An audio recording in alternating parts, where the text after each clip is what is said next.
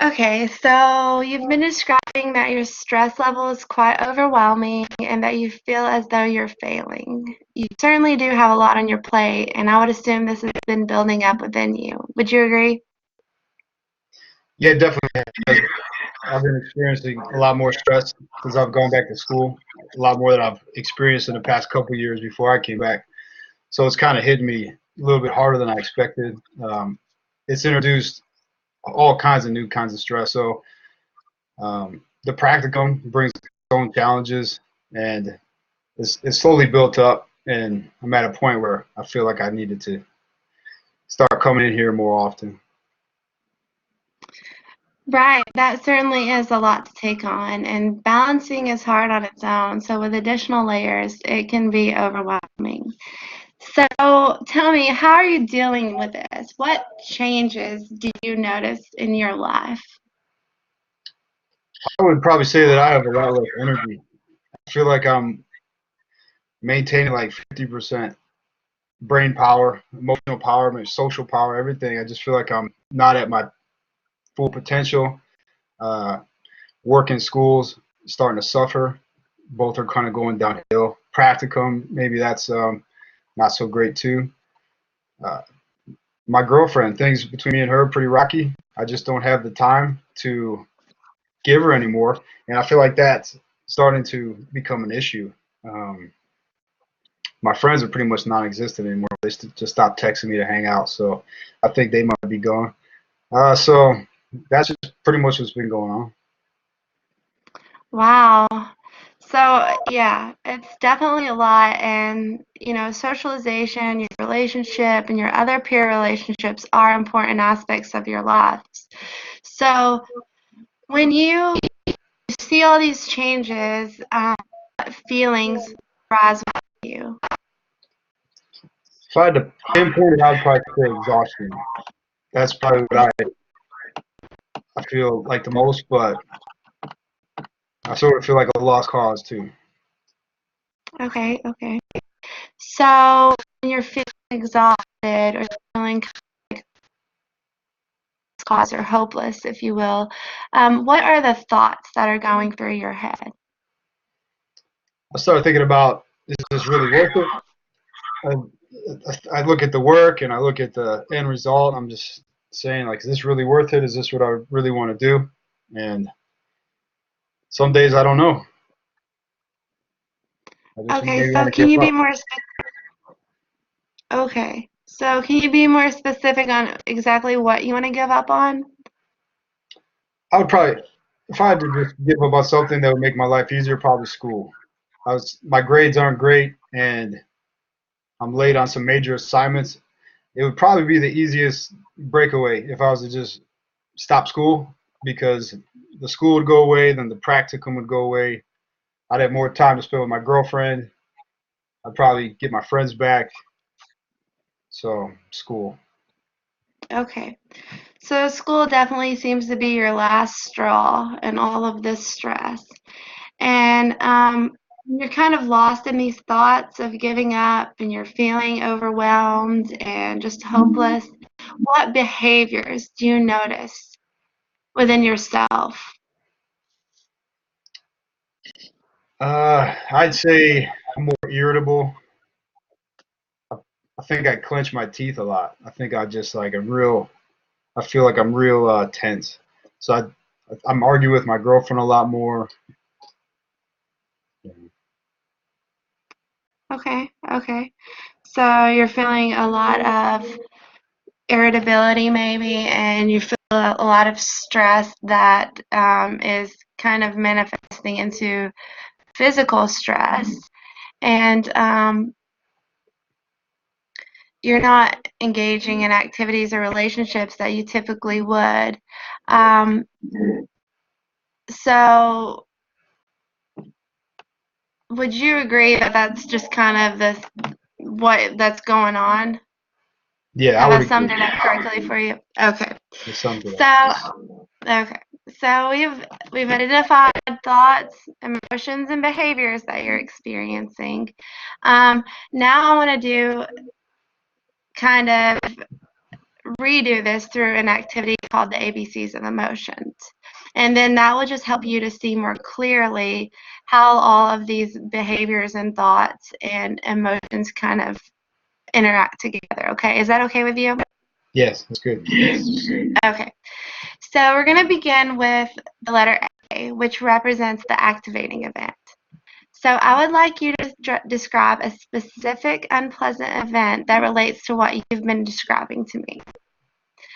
So what is something that happens or has happened that have led to the thoughts and behaviors we discussed just a few minutes ago?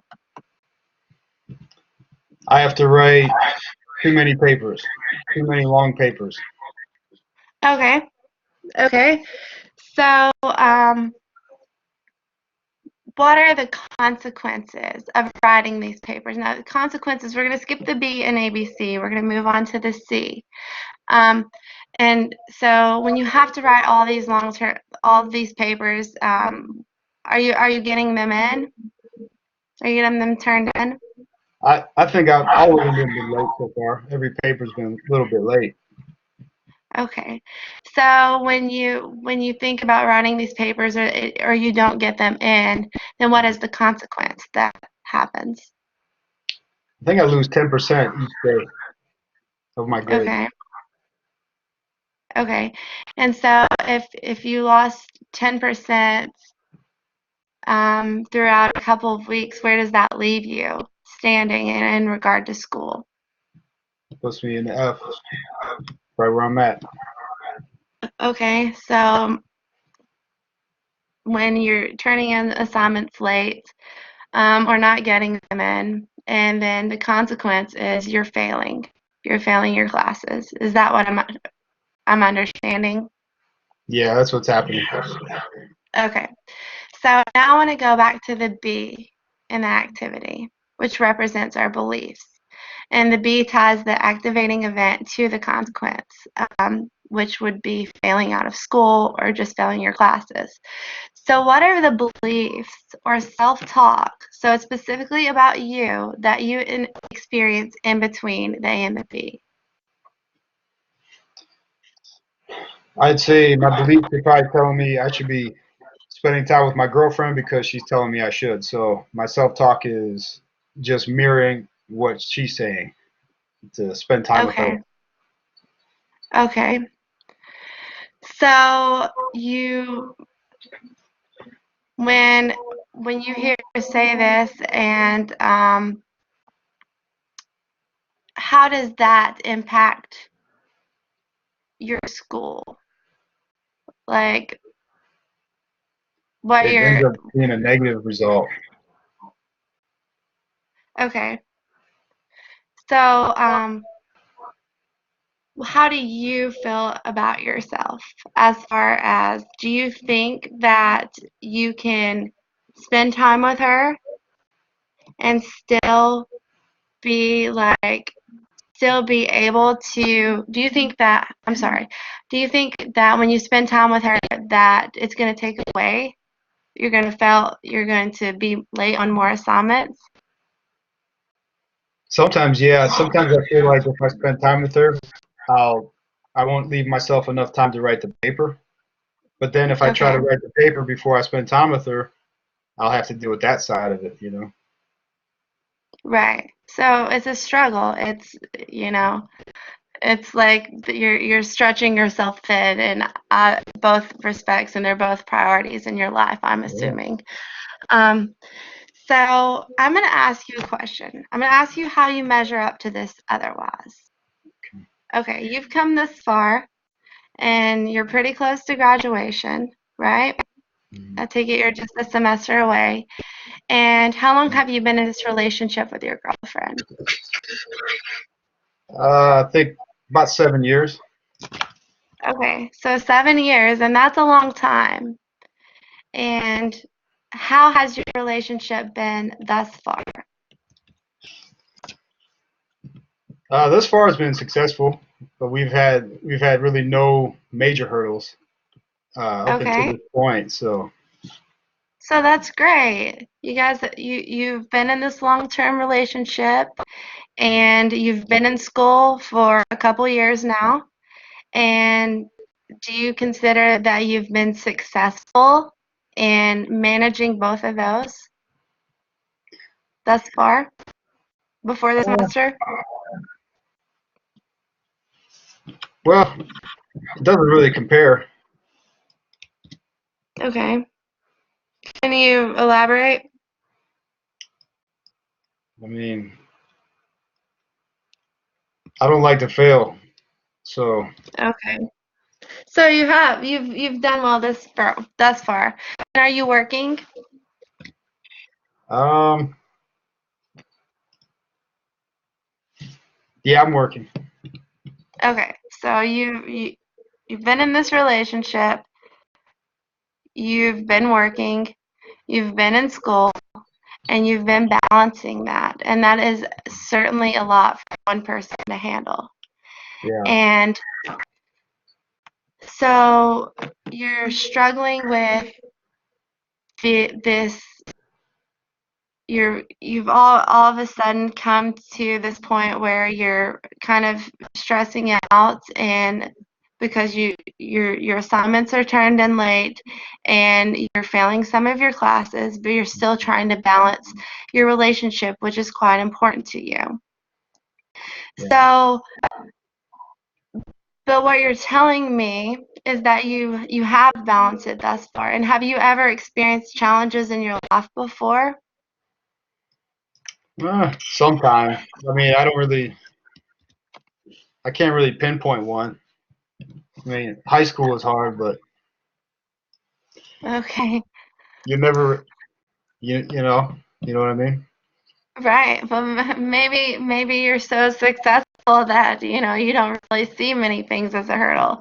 But so if you're looking at this situation from an outsider's perspective, okay, what might you think? If you were talking to someone who showed similar success in all of these aspects of life, what advice may you offer them? Hmm. I would probably tell them make sure you have a solid plan before you get into college. That way you can know what to expect. So maybe even talk with people that have done it already and get an idea of what to expect. That way it doesn't catch you off guard. Okay, so you kind of what we did there was kind of externalize that, right? Mm. So if you now internalize that and you could you see that a solid plan would be something that you could incorporate into your life even from this point on? Yeah, I think so. I think if I was to create a plan, I could probably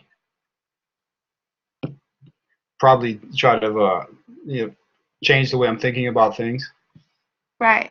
So do you think that with a plan from here on out that you could possibly balance school and this relationship considering you don't have that much time left in school Mhm. and you've come this far? Do you think that you could create a plan that maybe you offered, this is your girlfriend, this is how much time that but I can spend, but after this is over we have all of this time. Do you think that you could incorporate that into your life? Yeah, I think that really does make sense the way you say it like that. I think that's a good way to look at it. Okay, so um let me ask you this. Can you think of certain strategies that you may incorporate into this plan that you could um, use at school? So maybe could you talk to your professors? Could you do something like that I could probably to, talk to them. okay. Maybe try to talk to other classmates and um, maybe catch up on some of the work I missed already.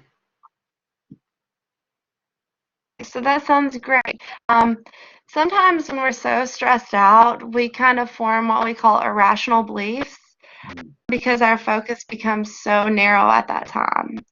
However, when we really look for evidence, it's not often supported by what we see, by those beliefs that we perceive at that time.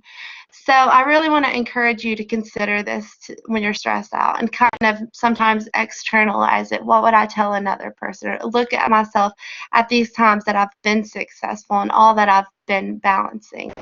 Um, so just think about that for time to time. And sometimes rationalizing situations or thoughts is a lot easier when our mind is calmer.